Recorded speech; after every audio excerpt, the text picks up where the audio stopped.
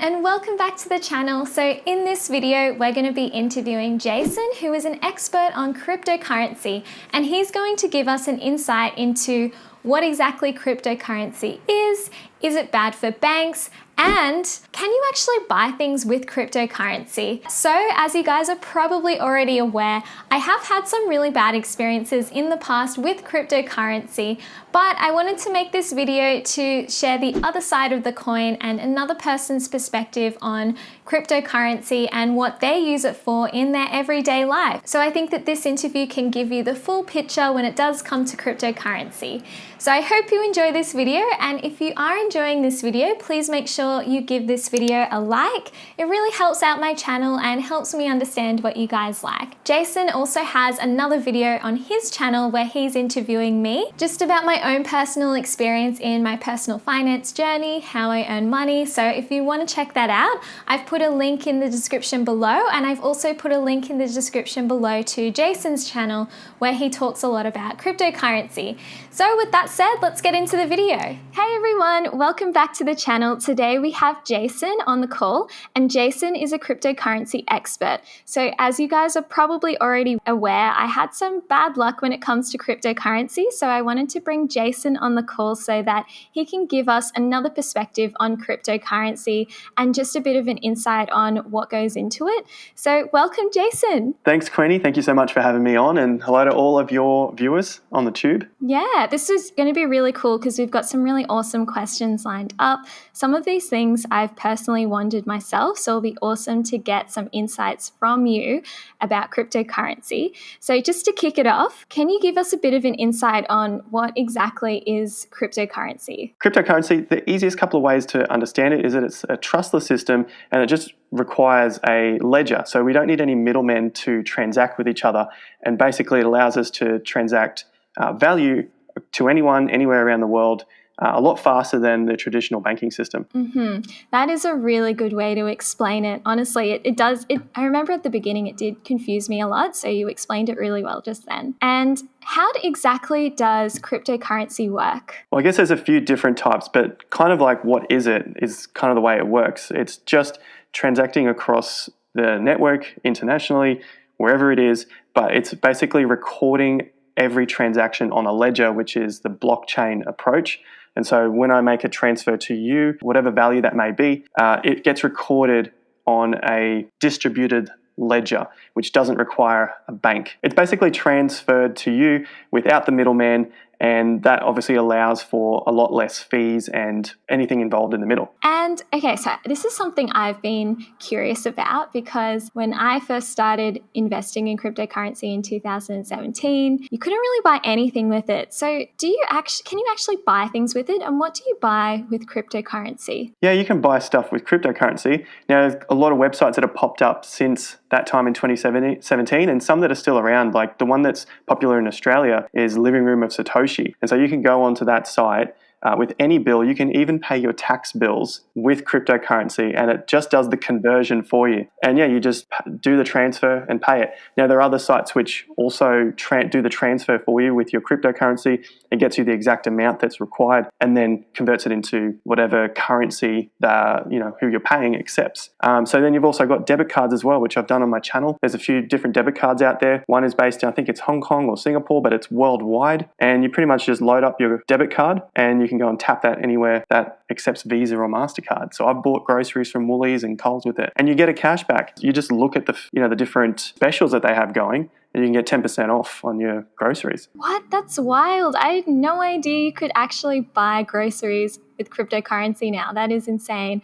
I remember when I first started investing in it, I really didn't buy anything. So it was kind of like I just had it there. I wasn't using it. I was just using it to convert back into Australian dollars. So that is wild. On that topic of buying things with cryptocurrency, are the fees a lot higher than generally if you're using a Visa or a MasterCard? Well, I guess it depends on what you're purchasing and how you've had to load the money onto the card. So whether it is the crypto. So there are fees, yes. I guess you could look at that like this is still the early stages in the technology, and so you're going to pay some sort of fee within that. But if you take the time to educate and research the technology, and then you'll probably make up that few percent in the gains of that cryptocurrency. That's the way I view it. It is a speculative investment. So, yes, you are going to pay some fees, but long term, who knows what the gains are going to be. Interesting. Yeah. I heard that there are some ATMs now where you can withdraw Bitcoin and things like that. But I did hear that the fees are really high. I think the news agencies do them now. Really? And that where you could purchase it in the news agencies. But there have been some more scammier types of ATMs. And that happens with any new technology. There are people out there that are just looking to make the most of a situation that people don't understand. So anything that has a confusion in it, there's an opportunity to take from people who haven't learnt enough about it. Yeah, absolutely. I completely agree with that. Do you think that cryptocurrency is bad for the banks? Do I think it's bad for the banks? I think if it's bad for banks that aren't going to progress with the technology. But for a lot of banks, I don't see that as being so bad, because you've got the blockchain technology, which essentially allows you to keep a ledger at a much lower cost than a traditional banking sense, which has a lot of systems in place and everything has to keep track of what's going on. Whereas this is just distributed, it's out there, it's all done for you. So if they take that on board, then they're going to be able to reduce their costs. So the banks, which we saw in 2017, 2018, they all started getting involved in blockchain.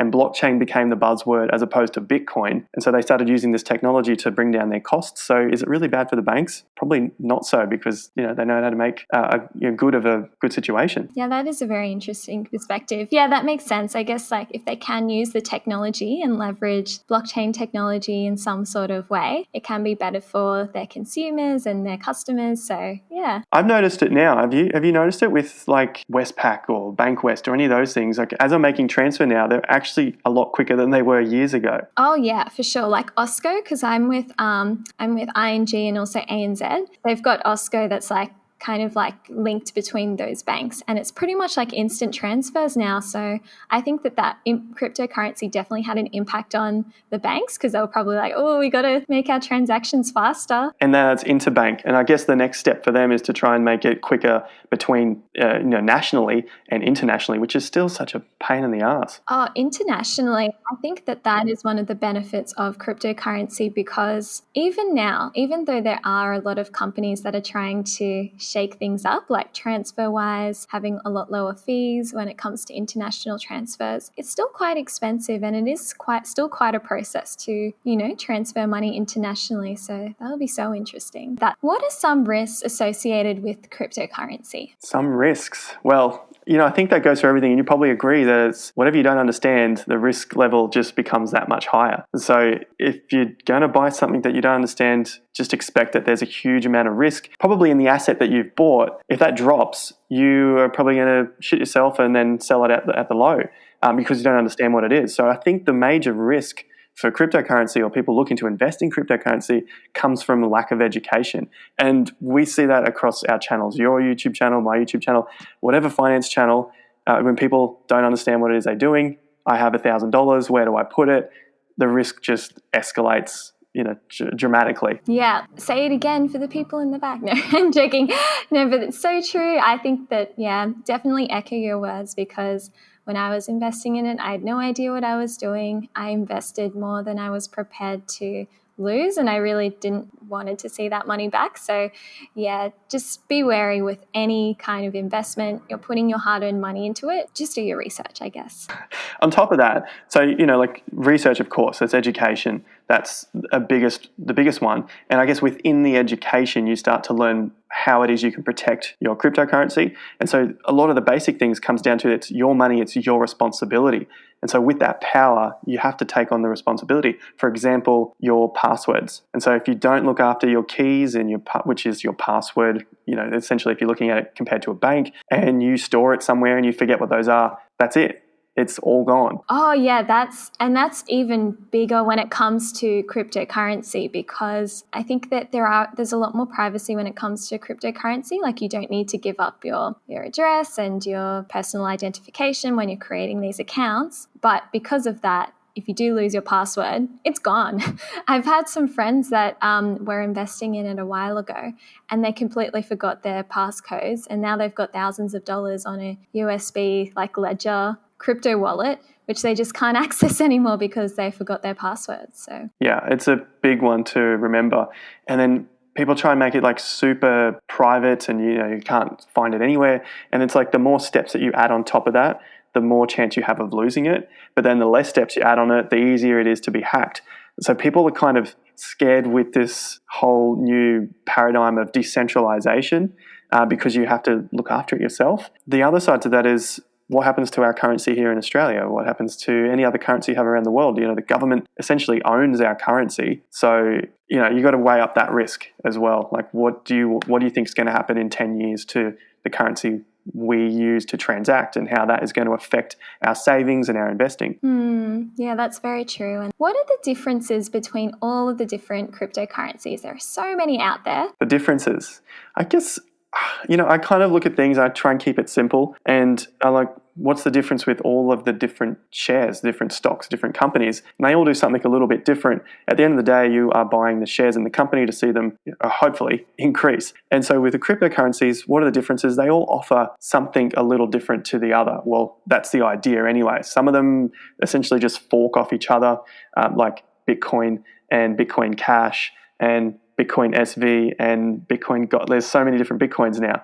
But the difference with them all is that they are trying to plug a little niche in all the different areas of the market. And one big one, which probably goes back to a few of the points that we were talking about before, is privacy. So we got privacy coins like Monero, Horizon, Zcash, that's the one I was looking for. And so these all are trying to fix different areas within the crypto space, just like different companies are trying to do different things. Yeah, that's a very good point. That's a very good way to explain it. And thank you so much for coming on the channel. I think you have some amazing insights. I've certainly learned a lot when it comes to cryptocurrency, so I really appreciate it. Thanks very much for having me on the channel. Yeah, we'll chat soon. Okay. See ya. Thank you so much for watching this video. I hope you enjoyed it and I hope you found it useful. If you did enjoy this video, please give this video a like. It really helps out my channel, and also check out Jason's channel if you're interested in learning more about cryptocurrency. I'll see you guys in the next video. See ya.